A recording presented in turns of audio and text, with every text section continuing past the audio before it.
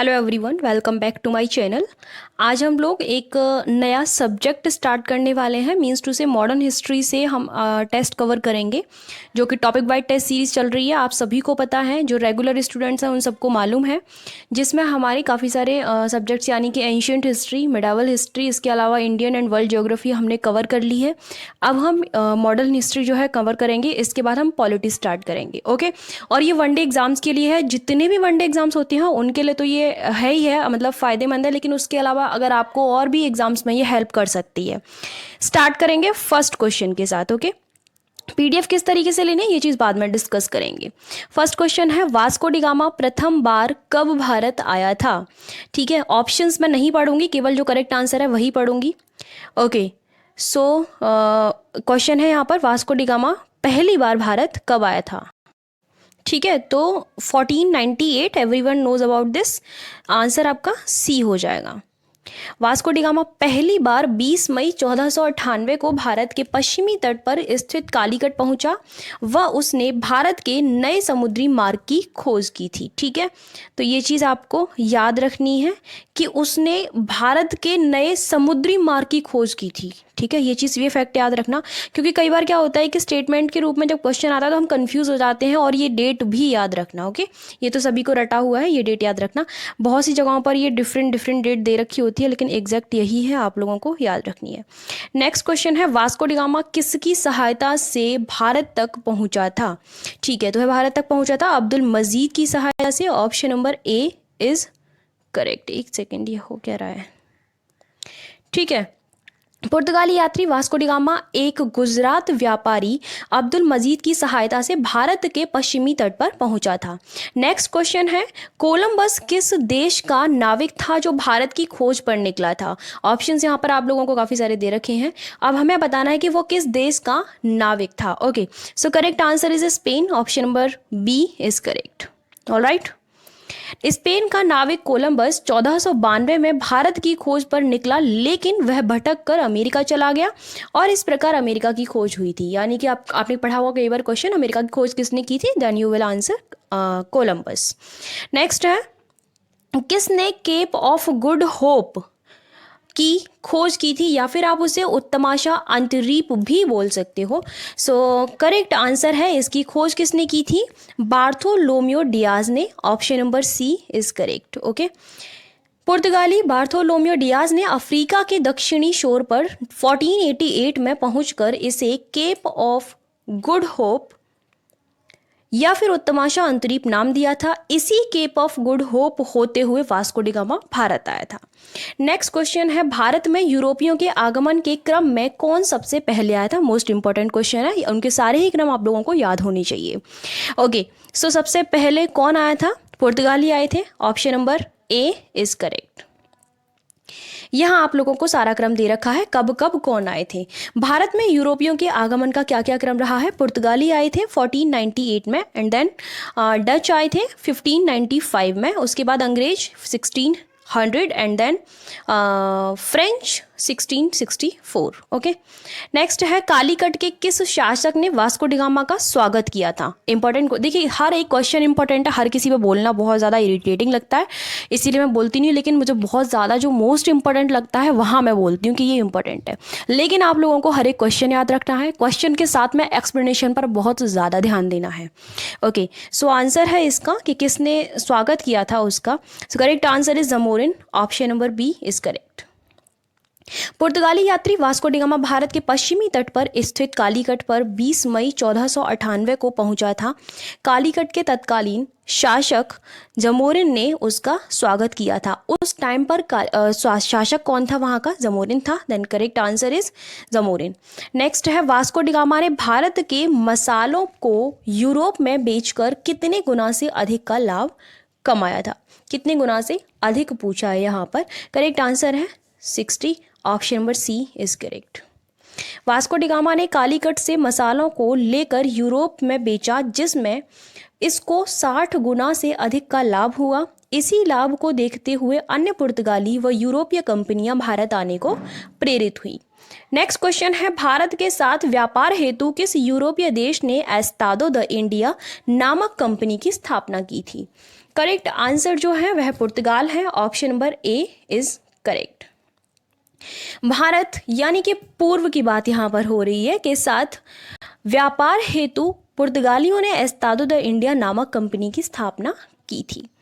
Next question है, कौन सा दूसरा यूरोपीय देश था जिसने पुर्तगाल के भारत में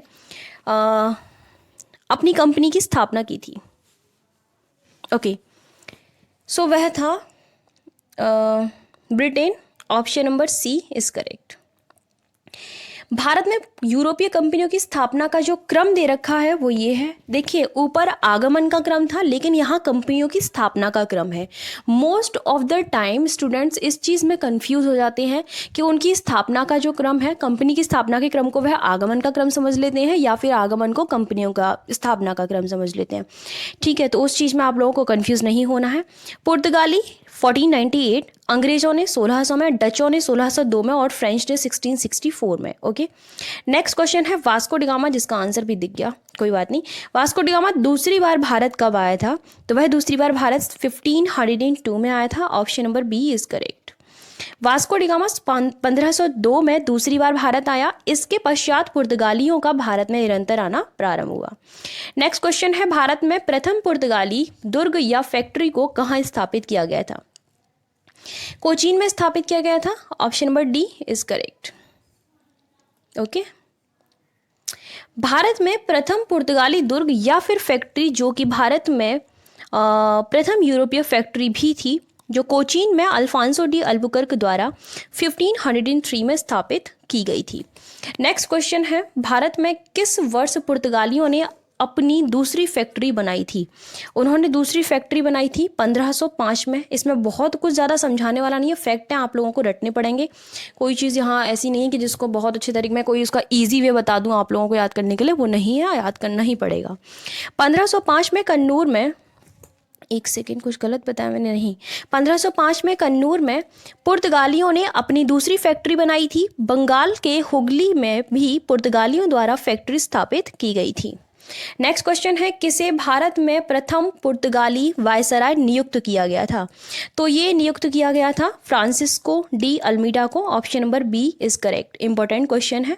भारत की काली मिर्च व अन्य मसालों व वस्तुओं को यूरोप में बेचकर पुर्तगालियों ने अत्यधिक लाभ कमाया। इस लाभ को ध्यान में रखते हुए पुर्तगाली सम्राट ने 1505 में भारत में प्रथम पुर्तगाली गवर्नर या फिर वायसराय फ्रांसिस्को डी अल्मीडा को नियुक्त किया था। नेक्स्ट क्वेश्चन है, किस पुर्तगाली गवर्नर ने ब्लू वाटर पॉलिसी या फिर नीले या शांत जल की नीति का संचालन किया था? वहां पर किसी भी नाम से क्वेश्चन पूछा जा सकता है, आप लोगों को ये याद रखना है कि हमारा क्वेश्चन क्या है और आंसर क्या है। वेल, हमें करेक्ट आंसर बताना है। वो फ्रांसिस्को डी अल्मीडा ही था जिसने इस नीति का संचालन किया था। कौन सी नीति का? Blue water policy. So option number B is correct. हिंद महासागर से होने वाले व्यापार पर नियंत्रण स्थापित करने के लिए फ्रांसिस्को डी अल्मीडा ने ब्लू वाटर पॉलिसी का संचालन किया था। नेक्स्ट क्वेश्चन है, किस वर्ष अल्फांसो द अल्बुकर्क भारत में दूसरा पुर्तगाली गवर्नर अथवा वायसराय बना था? ओके, तो ये बना था 1509 में, option number D is correct. 1509 में अल्फांसो द अल्बुकर्क भारत में दूसरा पुर्तगाली गवर्नर या फिर वायसराय कह सकते हो बना था। नेक्स्ट क्वेश्चन है, निम्नलिखित में से किसे भारत में पुर्तगाली शक्ति का वास्तविक संस्थापक माना जाता है? ये क्वेश्चन भी महत्वपूर्ण है और वो अल्फांसो द अल्बुकर्क को ही माना जाता है। Option number C is correct. Alfonso de Albuquerque को भारत में पुर्तगाली शक्ति का वास्तविक संस्थापक माना जाता है। क्यों माना जाता है? क्योंकि इसने भारत में प्रादेशिक शक्ति के रूप में पुर्तगाल राज्य की स्थापना की थी। नेक्स्ट क्वेश्चन है, अल्बुकर्क ने कब गोवा को जीता था? देखिए, तो ये क्वेश्चन भी महत्वपूर्ण है, मैं फिर से इसको रिपीट करूंगी, ये क्वेश्चन बहुत ज़्यादा ही महत्वपूर्ण पूछा जाता है। सो नेक्स्ट इसका आंसर क्या है? 1510 में, option number B is correct. Albuquerque ने फरवरी 1510 में बीजापुर के आदिल शाही सुल्तान यूसुफ आदिल शाह से गोवा को जीता था। ठीक है, मैं एक चीज़ मेंशन करना चाहूँगी यहाँ पे, बहुत से स्टूडेंट्स जिन्होंने पैट का एग्ज़ाम दिया है उन्होंने बताया कि इसमें बहुत सारे क्वेश्चंस पूछे गए हैं। मे बी ये वीडियो मेरी थोड़े लेट डलेगी क्योंकि अभी कुछ इश्यूज चल रहे हैं, टेक्निकल इशू जिस वजह से वीडियो नहीं डल पा रही है जब भी ये वीडियो डले। लेकिन मैं आप लोगों को ये चीज़ बता रही हूँ कि बहुत से स्टूडेंट्स ने ये चीज़ बोली है पर्सनली कि मैम आपने जो भी पढ़ाया था उसमें से बहुत सारी चीज़ें हमारे एग्ज़ाम में आई हैं, क्योंकि मैंने हर चीज़ पढ़ाई थी। अब ये टॉपिक वाइज सीरीज जो चल रही है कि तुम मतलब कहाँ से क्वेश्चन पूछेगा एग्जामिनर भी, तो ना, क्योंकि हर चीज़ हर टॉपिक को हम कवर कर रहे हैं। टॉपिक वाइज सीरीज़ का मतलब ही ये है कि एक एक फैक्ट से, एक एक लाइन से हमें क्वेश्चन आपको बना कर देना है, राइट। अगर कोई फैक्ट रह भी जाता है तो वो हमें एक्सप्लेनेशन में कवर करना है, ठीक है। सो एक्सप्लेनेशन है इसका। अलबुकर्क ने फरवरी 1510 में बीजापुर के आदिल शाही सुल्तान यूसुफ आदिल शाह से गोवा को जीता था। किससे जीता था? यूसुफ आदिल शाह से गोवा को जीता था। नेक्स्ट क्वेश्चन है यहाँ पर। नेक्स्ट क्वेश्चन है, अलबुकर्क ने किस स्थान को पुर्तगालियों की सत्ता और संस्कृति के महत्वपूर्ण केंद्र के रूप में स्थापित किया? तो ये स्थापित किया था गोवा को। Option number D is correct. Albuquerque ने गोवा को पुर्तगालियों ने अपनी सत्ता और संस्कृति के महत्वपूर्ण केंद्र के रूप में स्थापित किया था। नेक्स्ट क्वेश्चन है जिसका आंसर दिख चुका है आई थिंक। किसने पुर्तगालियों को भारतीय महिलाओं के साथ विवाह को प्रोत्साहित किया था? तो ऐसा किया था अल्फांसो द अल्बुकर्क ने। Option number C is correct. Albuquerque ने भारत में पुर्तगालियों की संख्या में वृद्धि करने एवं उनकी स्थायी बस्तियां बसाने के उद्देश्य से पुर्तगालियों को भारतीय महिलाओं के साथ विवाह को प्रोत्साहित किया। नेक्स्ट है, किसने ब्लू वाटर पॉलिसी को बंद करवाया था? स्टार्ट किसने करवाया था वो चीज़ हम ऊपर कवर कर चुके हैं। नाउ किसने बंद करवाया था? तो वह अल्फांसो द अल्बुकर्क ने करवाया था। स्टार्ट अल्मीडा ने करवाया था। ओके, सो करेक्ट आंसर क्या है? सी, फ्रांसिस्को। एक सेकेंड, सॉरी, हाँ सही है। अल्बुकर्क ने अल्मीडा द्वारा चलाई गई ब्लू वाटर पॉलिसी को बंद करवाया था। नेक्स्ट क्वेश्चन है, किस पुर्तगाली वायसराय ने कोचीन की जगह गोवा को पुर्तगालियों की राजधानी बनाया था? करेक्ट आंसर है नीनो डी कुन्हा ने। Option number D is correct. Nuno da Cunha ने कोचीन की जगह गोवा को पुर्तगालियों की राजधानी बनाया था। नेक्स्ट क्वेश्चन है, निम्नलिखित में से किसने सेंट टोमे तथा हुगली में पुर्तगाली बस्तियों की स्थापना की थी? ठीक है, तो ये स्थापना की थी नीनो डी कुन्हा ने। Option number D is correct. Okay, Nuno da Cunha ने सेंट टोमे तथा हुगली में पुर्तगाली बस्तियों की स्थापना की थी। नेक्स्ट क्वेश्चन है, नीनो डी कुन्हा ने किस वर्ष दीव पर आधिपत्य स्थापित किया था? तो उन्होंने दीव पर आधिपत्य स्थापित किया था 1535 में। Option number B is correct. Nuno da Cunha ने ही 1535 में दीव पर आधिपत्य स्थापित किया था। नेक्स्ट क्वेश्चन है, निम्नलिखित में से किसके द्वारा कॉर्टेज पद्धति लागू की गई थी? ये क्वेश्चन भी बहुत महत्वपूर्ण है, तो याद रखना। करेक्ट आंसर है पुर्तगालियों ने। Option number A is correct. पुर्तगालियों द्वारा कार्टेज पद्धति लागू की गई थी। इसके तहत हिंद महासागर में जहाज के परिचालन हेतु पुर्तगालियों को एक निश्चित शुल्क चुकाकर लाइसेंस प्राप्त करना होता था। ये पद्धति क्या थी, इसका सिस्टम क्या था, वो भी आप लोगों को इस एक्सप्लेनेशन में पता चल गया है। नेक्स्ट क्वेश्चन है, किस मुगल शासक ने पुर्तगालियों की कॉर्टेज पद्धति को स्वीकार किया था? ठीक है, तो किसने स्वीकार किया था, यहाँ पर ये क्वेश्चन है। ये स्वीकार किया था अकबर ने। Option number B is correct. Akbar ने भी समुद्री व्यापार हेतु पुर्तगालियों की कॉर्टेज पद्धति को स्वीकार किया था। नेक्स्ट है, निम्नलिखित में से कौन भारत में पुर्तगालियों की देन है? भारत में पुर्तगालियों की देन है, इसमें से क्या क्या? ओके, ऑप्शंस दे रखे हैं, मक्का, तंबाकू, प्रिंटिंग प्रेस या फिर उपयुक्त सभी। ये चीज़ मैंने पहले भी कवर की है और ये भी बताया था कि ये महत्वपूर्ण है, किसी चीज़ में पूछा गया था ये क्वेश्चन। सो करेक्ट आंसर यहाँ पर उपयुक्त सभी है। ऑप्शन नंबर डी, क्योंकि ये सारी ही जो देन है ये पुर्तगालियों द्वारा है। मक्का, तंबाकू और इसके अलावा printing press. Correct answer D है। पुर्तगाली भारत में मक्का, तंबाकू, आलू इत्यादि की खेती भारत लाए तथा उन्होंने भारत में जहाज निर्माण व प्रिंटिंग प्रेस की शुरुआत की थी। नेक्स्ट क्वेश्चन है, किसने इंग्लैंड के सम्राट चार्ल्स द्वितीय को मुंबई उपहार स्वरूप भेंट किया था? ठीक है, तो ये भेंट किया था पुर्तगालियों ने। Option number A is correct.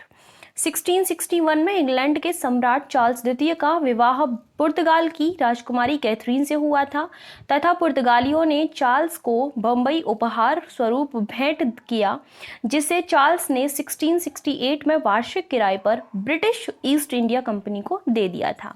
Next question है, निम्नलिखित में से किसके द्वारा हुगली को बंगाल की खाड़ी में समुद्री लूटपाट के अड्डे के रूप में इस्तेमाल किया जाता था?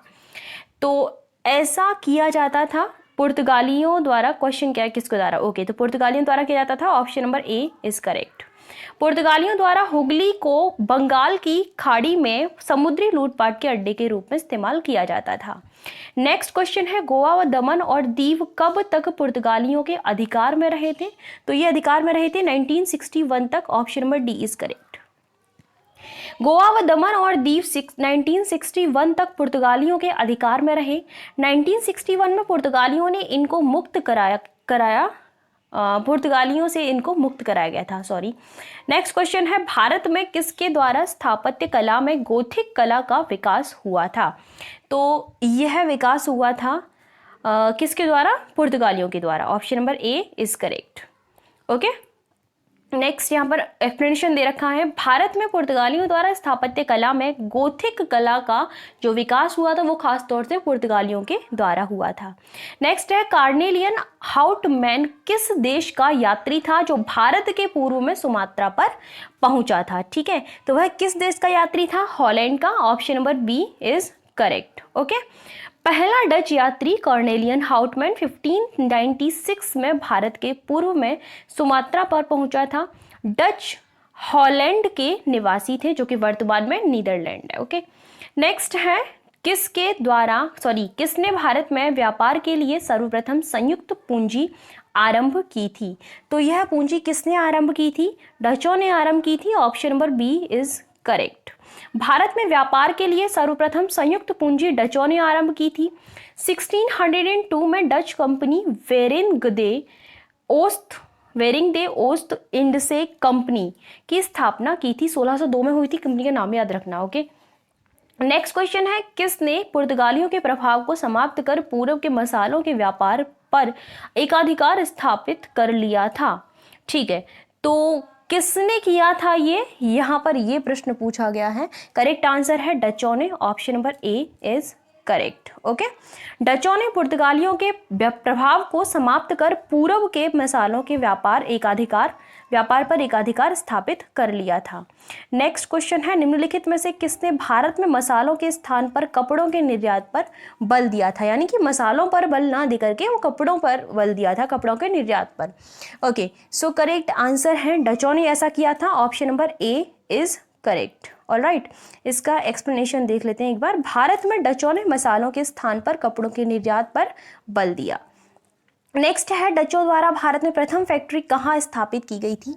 तो ये फैक्ट्री स्थापित की गई थी मसूलीपट्टनम में। Option number A is correct. डचों द्वारा भारत में प्रथम फैक्ट्री 1605 में मसूलीपट्टनम तथा दूसरी पुलिकट में स्थापित की गई थी। नेक्स्ट है, बंगाल में कहाँ डचों द्वारा फैक्ट्री स्थापित की गई थी? बंगाल में कहाँ पर की गई थी? चिंसुरा में। Option number C is correct. Chinsurah यानी कि बंगाल में बाद में डचों द्वारा फैक्ट्री स्थापित की गई थी। नेक्स्ट क्वेश्चन है, निम्नलिखित में से किसने आधुनिक कोच्चि में फोर्ट विलियम का निर्माण कराया था? तो ये निर्माण किसने कराया था? डचों ने ही कराया था। Option number A is correct. डचों ने पुर्तगालियों को पराजित कर आधुनिक कोच्चि में 1663 में फोर्ट विलियम का निर्माण कराया था। नेक्स्ट क्वेश्चन है, डचों ने पुलिकट में किस नाम के सिक्कों का प्रचलन करवाया था? किस नाम के सिक्कों का प्रचलन करवाया था? पैगोडा के नाम से वो सिक्के थे। Option number C is correct. इसका एक्सप्लेनेशन है, डचों ने पुलिकट में पैगोडा नामक सिक्कों का प्रचलन करवाया था। नेक्स्ट क्वेश्चन है, बेदरा का युद्ध कब हुआ था? तो ये दो बार टाइप हो गया है यहाँ पर। बेदरा का युद्ध कब हुआ था? प्रश्न ये है। करेक्ट आंसर है 1759। Option number D is correct. बेदरा का युद्ध हुआ तो 1759 में था, लेकिन किस किस के बीच में हुआ था? बेदरा के युद्ध में डच अंग्रेजों द्वारा परास्त हुए थे, तो डचों और अंग्रेजों के बीच में हुआ था, ये चीज क्लियर हो चुकी है। ठीक है, परास्त हुए और भारत से बाहर हो गए थे। नेक्स्ट क्वेश्चन है, ईस्ट इंडिया कंपनी की स्थापना के समय भारत में किसका शासन था? जब ईस्ट इंडिया कंपनी की स्थापना हुई थी तो उस टाइम पर भारत में किसका शासन था? अकबर का था। Option number B is correct. East India Company की स्थापना हुई थी 1600 में, जिस टाइम पर अकबर का शासन था। नेक्स्ट क्वेश्चन है, ईस्ट इंडिया कंपनी से पहले किस कंपनी को स्थल मार्ग से भारत में व्यापार करने का अधिकार पत्र प्राप्त हुआ था? ये प्रश्न महत्वपूर्ण है, लेकिन बहुत से लोगों को इसका आंसर नहीं पता होता है। करेक्ट आंसर जो है वो है आप लोगों का Levant company. Option number C is correct. Okay, East India Company से पहले लीवेंट कंपनी को 1593 में स्थल मार्ग से भारत में व्यापार करने का अधिकार प्राप्त हुआ था। ये चीज याद रखना, स्थल मार्ग की बात हो रही है, ना कि समुद्री मार्ग की। नेक्स्ट क्वेश्चन है, अंग्रेजों का प्रथम अस्थायी कारखाना कब स्थापित किया गया था? तो ये प्रथम अस्थायी कारखाना, देखिए यहाँ महत्वपूर्ण चीज क्या है कि वह अस्थायी कारखाने के बारे में। करेक्ट आंसर जो है वह 1611 है। यहाँ पर अस्थाई कंपनी की अस्थाई कारखाने की खास तौर से बात हो रही है, तो याद रखना option number A is correct. Okay, इसका एक्सप्लेनेशन हम लोग देख लेते हैं। यहाँ पे अंग्रेजों का प्रथम अस्थाई कारखाना 1611 में मछलीपट्टनम में स्थापित किया गया था। यह दक्षिण भारत में अंग्रेजों की प्रथम व्यापारिक कोठी थी। नेक्स्ट क्वेश्चन है, अंग्रेजों ने अपना पहला स्थायी कारखाना कहाँ स्थापित किया था? ठीक है, तो अब स्थायी कारखाने की बात हो रही है जो कि सूरत में स्थापित किया था। करेक्ट आंसर जो है सी हो जाएगा। जहांगीर की अनुमति से अंग्रेजों ने अपना पहला स्थायी कारखाना सूरत में 1613 में स्थापित किया था, और अस्थायी कब स्थापित किया था? 1611 में, राइट, 1611 में। नेक्स्ट यहाँ पर क्वेश्चन है, भारत आने वाले प्रथम व्यापारिक ब्रिटिश जहाज का क्या नाम था? ठीक है, जहाज का नाम पूछा गया पर्टिकुलर, तो वह हेक्टर था। Option number D is correct. Bharat आने वाले प्रथम व्यापारिक ब्रिटिश जहाज का नाम हेक्टर था। नेक्स्ट क्वेश्चन है, कैप्टन हॉकिंस किस भाषा का ज्ञाता था? तो वह किस भाषा का ज्ञाता था? फारसी का। Option number B is correct. Captain Hawkins Farsi का ज्ञाता था तथा वह भारत आने वाले प्रथम व्यापारिक ब्रिटिश जहाज हेक्टर का कप्तान भी था।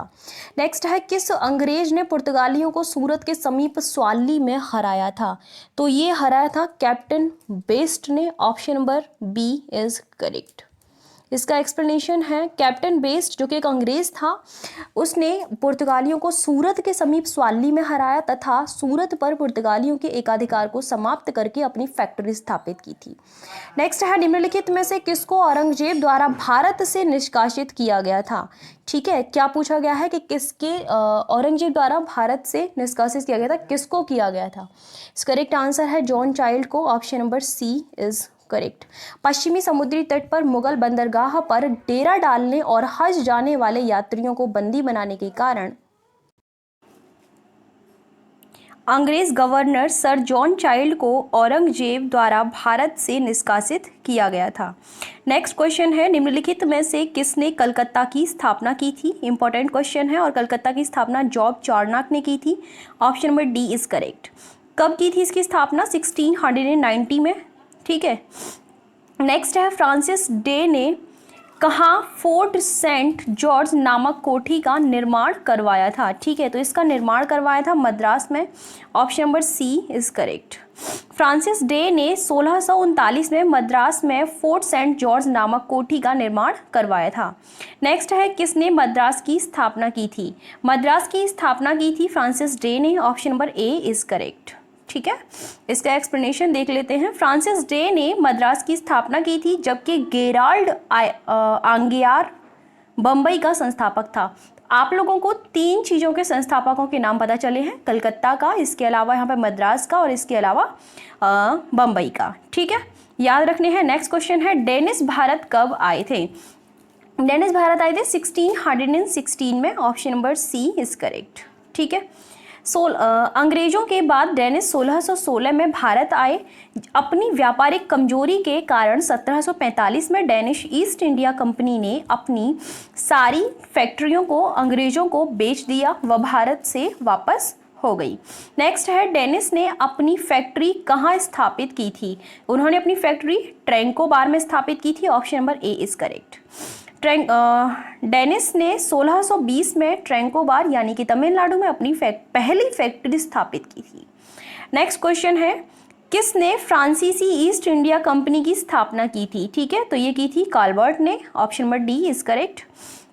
लुई 14वें के शासनकाल में उसके मंत्री काल्वर्ट ने 1664 में फ्रांसीसी ईस्ट इंडिया कंपनी की स्थापना की थी। नेक्स्ट क्वेश्चन है, फ्रांसीसियों ने भारत में अपना पहला कारखाना कहाँ स्थापित किया था? ठीक है, तो ये उन्होंने स्थापित किया था सूरत में। Option number B is correct. इसका एक्सप्लेनेशन देख लेते हैं। फ्रांसीसियों ने अपना पहला कारखाना 1668 में जो कि फ्रैंकोइस कैरो द्वारा स्थापित किया गया था, सूरत में स्थापित किया था। ठीक है, नेक्स्ट है, फ्रांसीसियों ने भारत में अपना दूसरा कारखाना कहाँ पर स्थापित किया था? तो उन्होंने ये कारखाना स्थापित किया था मसूलीपट्टनम में। Option number A is correct. ठीक है, दूसरी फ्रांसीसी फैक्ट्री मसूलीपट्टनम में स्थापित की गई थी। नेक्स्ट क्वेश्चन है, किसके द्वारा पांडिचेरी का विकास किया गया था? तो पांडिचेरी का विकास किया था फ्रांसिस मार्टिन ने। Option number C is correct. 1674 में एक फ्रांसीसी फ्रांसिस मार्टिन द्वारा पांडिचेरी का विकास किया गया था। नेक्स्ट क्वेश्चन है, चंद्रनगर की सुप्रसिद्ध कोठी का निर्माण किसने करवाया था? इसका निर्माण करवाया था फ्रांसीसियों ने। Option number D is correct. 1663 में चंद्रनगर की सुप्रसिद्ध कोठी का निर्माण फ्रांसीसियों ने ही करवाया था। नेक्स्ट क्वेश्चन है, कौन प्रथम यूरोपीय था जिसने अपने हितों के लिए भारतीय राजनीति में हस्तक्षेप किया था? ठीक है, तो ऐसा किया था डुप्ले ने। Option number D is correct. फ्रांसीसी गवर्नर डुप्ले प्रथम यूरोपीय था जिसने अपने हितों के लिए भारतीय राजनीति में हस्तक्षेप किया था। इसके अलावा क्या हुआ था, वह यूरोपीय सेना को भारतीय राजदरबारों में भारतीय व्यय पर नियुक्त करवाया। नेक्स्ट क्वेश्चन है, निम्नलिखित में से किसके हथकंडे भारत को जीतने में अंग्रेजों के काम आए? ठीक है, तो वो आए थे डुप्ले के। Option number C is correct. Dupleix के हथकंडे बाद में भारत को जीतने में अंग्रेजों के काम आए। अंग्रेजों ने रिंग फेंस नीति व सहायक संधि नीति के माध्यम से डुप्ले की नीतियों का प्रयोग किया था। नेक्स्ट क्वेश्चन है, प्रथम कर्नाटक युद्ध का तात्कालिक कारण क्या था? तो उसका तात्कालिक कारण जो था, क्वेश्चन पूछा जाता है, अंग्रेजों द्वारा फ्रांसीसी जहाज़ों का अधिकरण। Option number D is correct. Okay, प्रथम कर्नाटक युद्ध जो कि 1746 से 48 तक यानी कि 1748 तक चला था, ऑस्ट्रिया के उत्तराधिकार हेतु लड़ा गया था। इसका तात्कालिक कारण अंग्रेजों द्वारा फ्रांसीसियों जहाज़ों का अधिकरण किया जाना था। इसमें फ्रांस विजयी रहा। ठीक है, नेक्स्ट क्वेश्चन है, प्रथम कर्नाटक युद्ध किस संधि पर समाप्त हुआ था? ये जिस संधि पर समाप्त हुआ था वह ए शापल की संधि थी। Option number A is correct. प्रथम कर्नाटक युद्ध 1948 में ये संधि जो है हुई थी, तो ये चीज़ आपको याद रखनी है, जिसके बाद वो समाप्त हो गया था। नेक्स्ट क्वेश्चन है, कौन सा युद्ध पांडिचेरी की संधि पर समाप्त हुआ था? ठीक है, तो वह युद्ध था द्वितीय कर्नाटक युद्ध था। Option number B is correct. इसका एक्सप्लेनेशन देख लेते हैं। अब देखिए, द्वितीय कर्नाटक युद्ध जो हुआ था वो 1749 टू 54 तक हुआ था। इसके क्यों हुआ था? कर्नाटक के उत्तराधिकार हेतु लड़ा गया था। रीजन क्या था वो पता चल चुका है। पहला वाला ऑस्ट्रिया के उत्तराधिकार हेतु लड़ा गया था। इस युद्ध में डुप्ले की हार हुई थी और यह युद्ध 1754 में पांडिचेरी की संधि से समाप्त हुआ था। एक क्वेश्चन में 3-4 या कम से कम 5-6 क्वेश्चन आप लोगों को पता चल पाते हैं। नेक्स्ट क्वेश्चन है, कौन सा कर्नाटक युद्ध सेंट थोमे युद्ध के लिए स्मरणीय है। ठीक है, करेक्ट आंसर है पहला जो कर्नाटक युद्ध था। Option number A is correct. ठीक है, प्रथम कर्नाटक युद्ध सेंट थॉमे युद्ध के लिए स्मरणीय है। नेक्स्ट क्वेश्चन है, तृतीय कर्नाटक युद्ध किस संधि पर समाप्त हुआ था? ऑप्शन यहाँ पर आप लोगों को काफ़ी सारे दे रखे हैं। करेक्ट आंसर जो है वो पेरिस की संधि है। Option number D is correct. अब हमें यहाँ ये पता चलेगा कि तृतीय कर्नाटक युद्ध कब से कब तक हुआ था। 1758 टू 63 तक वह हुआ था। सप्तवर्षीय युद्ध के नाम से भी इसको जाना जाता है। इसमें ब्रिटिश की जीत हुई थी। 1763 में यह युद्ध पेरिस की संधि के साथ समाप्त हुआ था। ऑलराइट, नेक्स्ट क्वेश्चन है, वांडीवाश का युद्ध कब हुआ था? ये युद्ध हुआ था 1760 में। Option number B is correct. Wandiwash का युद्ध 1760 में वांडीवाश युद्ध 1760 में जो हुआ था, यह युद्ध तृतीय कर्नाटक युद्ध के अंतर्गत ही हुआ था। इसके अंतर्गत अंग्रेजी सेना ने सरायरकूट के नेतृत्व में फ्रांसीसियों को पराजित कर उन्हें भारत से बाहर कर दिया गया था। यहाँ से अगर क्वेश्चन पूछा जाएगा तो सबसे पहले ये पूछा जा सकता है कि किसने नेतृत्व किया था। ठीक है, ये चीज़ आप लोगों को याद रखनी है। तीनों कर्नाटक के युद्ध के बारे में थोड़ी थोड़ी चीज़ें याद रखिए। वन लाइनर है, वनडे एग्जाम के लिए है, इतना ही पूछा जाएगा, इससे ज़्यादा नहीं पूछा जाएगा। ठीक है, तो किसी भी चीज़ की टेंशन नहीं लेनी है।